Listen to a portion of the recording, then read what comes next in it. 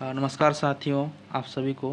जैसे कि हम लोग जानते हैं कि एनसीईआरटी किताब काफ़ी महत्वपूर्ण है किसी भी बिंदुवार रूप से, क्योंकि इसके ज़रिए हम लोग समझ सकते हैं कि जो बुनियादी सवाल हम लोग का है, तो ख़ास करके प्रतियोगिता परीक्षाओं में जेपीएससी, बीपीएससी, एसएससी, सीजीएल, जितनी भी सारी परीक्षा होती हैं, बुनियादी सवाल एनसीईआरटी से ही पूछी जाती है। और दोस्तों, हम लोग जो एनसीईआरटी पढ़ते हैं, हम लोग तो पढ़ ही लेते हैं, लेकिन कुछ बुनियादी जो बिंदु है वो हमसे छूट जाती है। तो हम लोग उन्हीं तत्वों को समझने का प्रयास करेंगे। और एनसीईआरटी की अध्याय इतिहास से हम लोग स्टार्ट कर रहे हैं। कक्षा 6 इतिहास हमारे अतीत है, उससे हम लोग इस चैप्टर का प्रयोग पढ़ रहे हैं। और हम लोग एक एक करके समझने का प्रयास करेंगे, क्योंकि काफ़ी महत्वपूर्ण विषय है इतिहास के लिए कक्षा 6 की यह पुस्तक। क्योंकि हमें बुनियादी तौर पर हम लोग यहीं से इतिहास की शुरुआत हम लोग करते हैं। तो इतिहास की शुरुआत करने से पहले हमें देखना होगा कि कुछ शब्द एनसीईआरटी में प्रयोग किए गए, जैसे कि ये शब्द काफ़ी महत्वपूर्ण है। क्या, कब, कहाँ और कैसे। इसका मतलब क्या है? मतलब ही क्या है? यानी कि इतिहास को जब हम लोग पढ़ते हैं, इतिहास को पढ़ने का एक दृष्टिकोण, एक नज़रिया है कि आपको सवाल जवाब करना सीखना होगा। क्योंकि सवाल जब आप करेंगे तभी उसका जवाब मिलेगा। कब, कहाँ, कैसे, क्यों, अगर इत्यादि के आधार पर घटनाओं को देखेंगे, इत्यादि को प्रयोग करते आप लोग घटनाओं को देखेंगे, तो आपको एक सार्थक उत्तर मिलेगा, आप में तर्क विकसित होगा, जो आप एक इतिहास के लिए काफ़ी, इतिहास पढ़ने वालों के लिए काफ़ी ज़रूरी होता है। तो यहाँ देख रहे हैं कि इसमें कहा गया है कि अतीत के बारे में हम क्या जानते हैं। इसमें अतीत को, किसी भी समाज को जानने के लिए हम लोग कैसे जानते हैं, कि हम लोग देखते हैं कि समाज किस तरह का है। क्या वो समाज पशुपालक है? क्या वो समाज पशुपालक है, शिल्पकार है, पुरोहित है, कलाकार है, संगीतकार है, इत्यादि है। और साथ में हम लोग उन कहानी और किस्सों को भी समझने का प्रयास करते हैं जो कि समाज से जुड़ा हुआ है। क्योंकि आमतौर पर किस्से और कहानियाँ किसी न किसी प्रकार से समाज और सामाजिक इतिहास किसी भी समूह का है, उसका एक अभिव्यक्ति होता है, तो निश्चित रूप से काफ़ी महत्वपूर्ण रखता है। दूसरी बात है कि नर्मदा नदी, नर्मदा नदी कहाँ है? इसका जिक्र इसलिए हुआ है क्योंकि सबसे पहले हम लोग भारत में नर्मदा नदी के आसपास ही मानव सभ्यता और मानव लोगों के निवास स्थान के रूप में उपयोग होता है। जैसे कि ये क्षेत्र है जो है, मैं आपको बताना चाहूँगा, नर्मदा का क्षेत्र, मैं यहाँ हाईलाइट से यूज़ करूँगा इसको हाईलाइट करने के लिए। ये नर्मदा का क्षेत्र आप देख सकते हैं, ये विंध्याचल पहाड़ी है और सतपुड़ा पहाड़ी है, नर्मदा नदी है। नर्मदा नदी के किनारे में लगभग लाखों साल पहले से यहाँ लोग निवास करते आ रहे हैं। बहुत से प्राचीन मानव के निशान अवशेष यहाँ मिले हैं। और ये साक्ष्य है कि, इस बात का प्रमाण है कि लाखों साल, लाखों हज़ारों वर्ष पूर्व भी इस क्षेत्र में मानव का निवास स्थान रहा है, जो काफ़ी महत्वपूर्ण है। और एक यहाँ लगा है कि इसमें कहा गया है कि यहाँ आरंभिक लोग रहते थे जो कुशल संग्राहक थे। संग्राहक इस दृष्टिकोण से कि उस समय तक कोई खेती करने का कोई नज़रिया कोई विकसित नहीं हुआ था, जिससे आमतौर पर हम लोग खेती योग्य करते हैं। खेती का विकास नहीं हुआ था, तो लोग मुख्य रूप से जो है कि संग्राहक थे, खाद्य संग्रह करते थे, जंगल से संपदा इत्यादि को ला करके अपने भोजन में उपयोग करते थे, शिकार करते थे, फलों के उत्पादन से अपने जो भी है उनका जीवन यापन करते थे।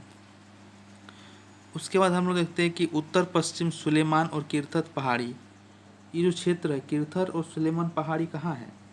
अगर हम लोग देखें तो किरथर और सुलेमान पहाड़ी जो है वो मुख्य रूप से, किरथर और सुलेमान जो पहाड़ी है वो मुख्य रूप से हम लोग पाएंगे कि ये जो वर्तमान जो हमारे पाकिस्तान है, भारत के उत्तर पश्चिमी भाग जो क्षेत्र है सुलेमान, इस क्षेत्र में ये चीज़ पाई जाती है कि मानव निवास का साक्ष्य मिला है। इसका वजह यही है कि इस क्षेत्र का भी प्राचीन काल में लगभग 3000 साल पहले कांस्यकालीन सभ्यता के रूप में सिंधु घाटी नगरीय सभ्यता का विकास इस क्षेत्र में ही हुआ था। आप लोग इसे तो गौर से देखिए, कुछ नदियां हैं जैसे काबुल नदी, झेलम, चेनाब, रावी, ब्यास, सतलज, सिंधु नदी। ये जितनी भी सारी नदियां हैं इसको आप गौर करें और अपने दिमाग में रखें, क्योंकि ये सारे सवाल कभी कभी पूछ पूछ ली जाती हैं कि नदी का पूर्व से पश्चिम या उत्तर से दक्षिण या पूर्व से पश्चिम, उत्तर पूर्व से उत्तर पश्चिम, ऐसे जो क्रम सुलझाना रहता है वो इसमें ये रहता है, परीक्षा में आती है। उसके बाद सुलेमान की तीर्थत पहाड़ियाँ किन किन सीमाओं को छूती है, जैसे कि यहाँ पाकिस्तान है, इधर अफ़गानिस्तान है, और दोनों के बीच है। सुलेमान में दोनों के बीच है। काबुल नदी का उद्गम स्थल कहाँ है, सिंधु और झेलम का उद्गम स्थल कहाँ है, रावी नदी का उद्गम स्थल कहाँ है, ये सारी काफ़ी मायने रखता है। ये शायद ज्योग्राफी का पार्ट है, लेकिन जब मैं इस नदी का जिक्र आया तो मैंने इसे जोड़ने का प्रयास किया। हालांकि आप लोग देख सकते हैं इसे क्या करना है क्या नहीं। दूसरी बात है कि सिंधु नदी की सहायक नदी, ऐसा यहाँ देखिए, यहाँ भी सवाल पूछा कि सिंधु नदी की सहायक नदी का नाम बताइए। तो हम लोग ने देखा कि क्या क्या है, जैसे रावी, सतलज जो नदियाँ हैं, ये सिंधु नदी की सबसे बड़ी सहायक नदियों में से एक है। लगभग 4700 वर्ष पूर्व जो इस क्षेत्र में 4700 जो हम लोग कह सकते हैं कि इस क्षेत्र में नगरीय सभ्यता का विकास हुआ। तटवर्ती इलाके में नगर का विकास लगभग यहाँ कहा गया है कि तटवर्ती इलाके में, यानी कि इस क्षेत्र में हम लोग इस क्षेत्र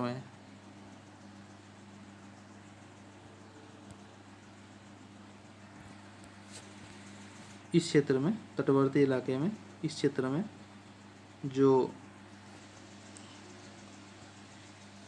इसका विकास कैसे हुआ उसका बारे में बताया गया है कि इस क्षेत्र में नगरीय सभ्यता का विकास हुआ था, उसके बारे में ये कहा गया है। तो निश्चित रूप से हम समझ सकते हैं कितना महत्वपूर्ण है।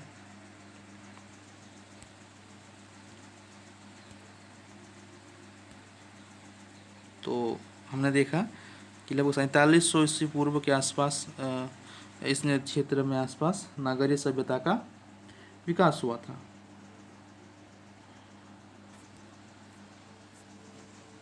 नगरीय सभ्यता का विकास हुआ था और उसी के साथ साथ हम लोग देखेंगे कि आरंभ में गंगा नदी के किनारे तटवर्ती इलाकों में नगरों का विकास 2500 ईस्वी पूर्व में आसपास होने लगा। यही समय था दोस्तों जब वैदिक सभ्यता का विकास हुआ था। ओके, तो हम लोग आगे बढ़ते हैं। यहाँ देखिए क्या कर रहा है, गंगा एवं इसके सहायक नदियों का पता लगाइए, यानी गंगा और सहायक नदियों के बारे में पता लगाने के लिए कह रहा है। गंगा के दक्षिण में इन नदियों के आपस में जो प्राचीन क्षेत्र है उसे मगध क्षेत्र कहते हैं। अच्छा, मगध क्षेत्र गंगा के दक्षिण में, यानी कि गंगा घाटी जो है यहाँ दोस्तों गंगा नदी यहाँ से निकल रही है, इसके दक्षिण में ये जो प्रदेश है, ये जो इलाके को मगध के रूप में कहा जाता है।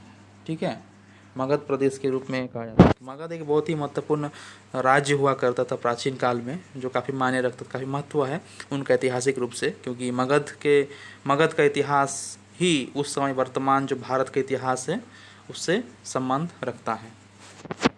ओके दोस्तों, तो उसके बाद हम लोग देखेंगे कि इसमें क्या कहा गया है। ये देखिए, यहाँ कहा गया है कि विशाल राज्य और विशाल साम्राज्य की स्थापना मगध शासनकाल के दौरान इसे यहाँ की गई थी। देखिए, ऐसे ही बहुत सारे राज्य का विकास इस क्षेत्र में हुआ था, जिससे हम लोग जनपद कहते हैं, जनपद कालीन शासन कहते हैं, उसका विकास हुआ था। इसमें दूसरा लाइन में देखिए कि इस लोग सदैव पहाड़ियों एवं एक हिस्से से दूसरे हिस्से तक यात्रा करते थे। कभी कभी हिमालय जैसे ऊंचे पर्वत, पहाड़ियों, रेगिस्तान, नदियों तथा समुद्रों के कारण जोखिम यात्रा भारी होती थी। यानी कि कहने का अर्थ ये कि लोग जो भी विदेशी यात्री हैं भारत आते थे, जो भारतीय उपमहाद्वीप में आते थे, तो अलग अलग क्षेत्रों में भ्रमण करते थे। तो यहाँ से जितने सारे ज्ञान, खोज और उनसे जुड़ी हुई इतिहास से जुड़ी हुई जो बातें हैं उनको सीख करके वो वापस अपने देश चले जाते थे। बहुत सारे जैसे कि प्राचीन काल में हमने देखा है कि बहुत सारे